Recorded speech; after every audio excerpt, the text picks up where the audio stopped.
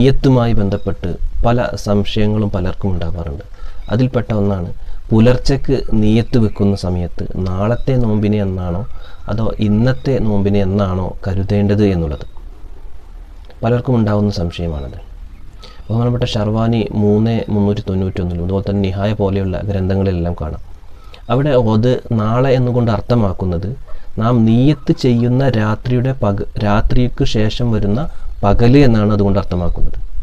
അപ്പോൾ നമ്മൾ രാത്രി തറാവീഹിന് ശേഷമാണവട്ടെ, അതല്ല പുലർച്ചയ്ക്ക് നിയ്യത്ത് ചെയ്യുന്നതാവട്ടെ, ഏത് സമയത്താണെങ്കിലും ആ രാത്രിക്ക് ശേഷമുള്ള പകല് എന്നാണ് അവിടെ ഗദ് അഥവാ നാളത്തെ എന്ന് പറയുന്നത് കൊണ്ട് അർത്ഥമാക്കുന്നത് എന്ന് ഗ്രന്ഥങ്ങളിലെല്ലാം കാണാം.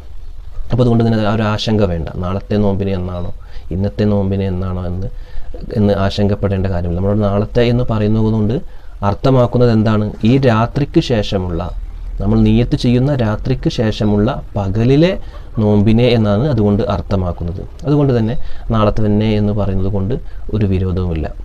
അള്ളാഹു ഉപകാരപ്രദമായ അറിവുകൾ നമുക്ക് വർദ്ധിപ്പിച്ചു തരട്ടെ.